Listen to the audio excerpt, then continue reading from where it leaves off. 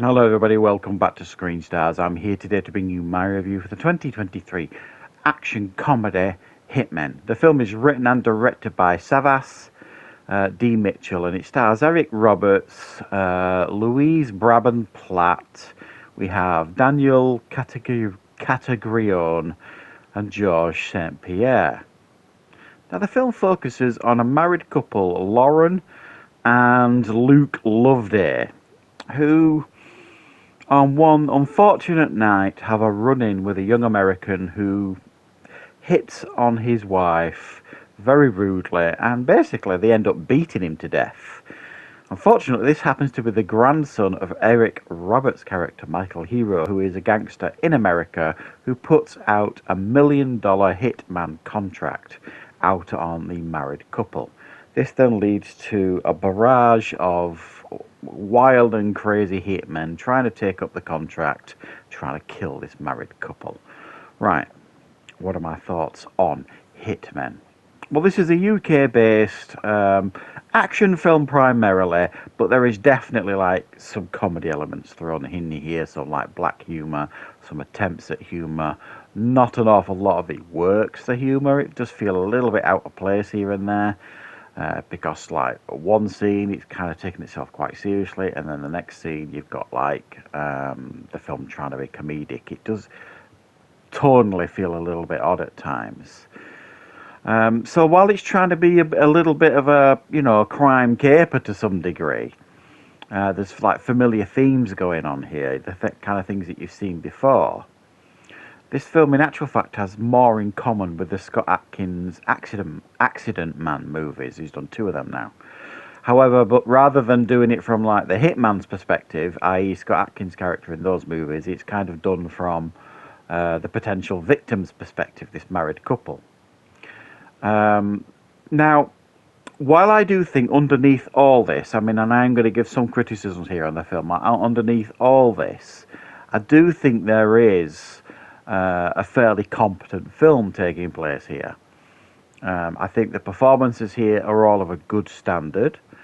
I thought the married couple, Lauren and Luke Loveday, the actors that played those parts, did a particularly good job, even though some of the humour coming from them didn't necessarily always work. I think where the film falls down a large part is it spends an awful lot of this film trying to introduce us to these wide and crazy and varied hitmen, and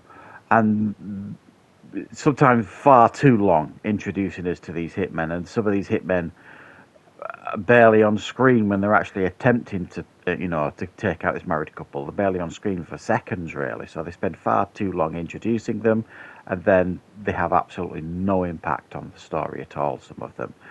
And then there's this incessant narration going on over it. I'm not even sure who's doing the narration. It doesn't make it clear. The film, for me, just didn't need it. Well, it didn't need 80% of the narration anyway that we got. And it felt like it was over-explaining things that we just didn't need explaining. So we've got like this mix of an awful lot of these hitmen being involved in the film. Probably only a very small amount of them are memorable in any way and really have any impact on the plot.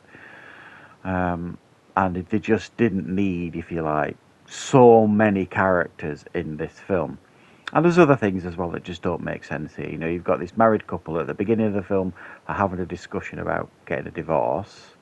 Then they beat up and kill this like young American, Eric Roberts' grandson.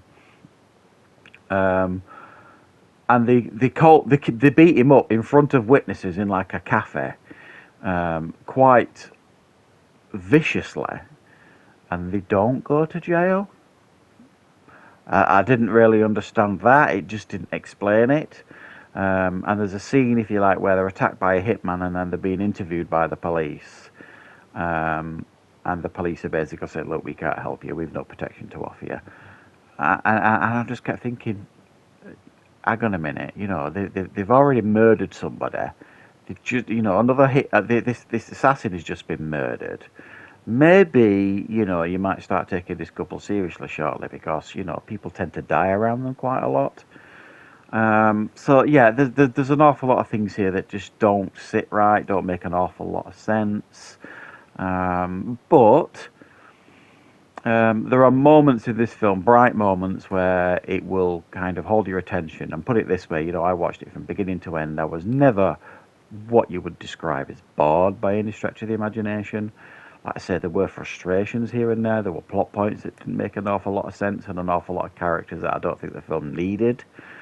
It over-explained everything, but I thought it was quite cleverly lit as well. I thought there were some clever ideas going on here. It felt quite noir sort of thing. It felt like they were kind of throwing lots of ingredients of lots of different films in here, and with that, a little bit of John Wick. Obviously, they weren't trying to substitute the action from the John Wick films, but some of the lighting and stuff reminded you a little bit of those movies.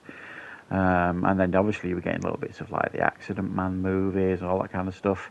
So there was some interesting and clever stuff going on in this film. It's just there's too many stuff, if you like, holding this film back. You watch it and you come away with a pretty unsatisfying ending of this movie that ultimately leaves you with a kind of a bad taste in your mouth. So you kind of come away with negative vibes from the film. So you start thinking about the faults of the film rather than the strong points of the film. So the film has both of them. It has moments that I think are pretty competently done, and it also has moments that will frustrate the audience members who are watching it. So which is why I've gone straight down the middle with my score, really. So thanks for watching, guys. I hope you enjoyed this review. I hope you found it useful. I will, of course, be back with plenty more reviews and content on the channel very, very soon.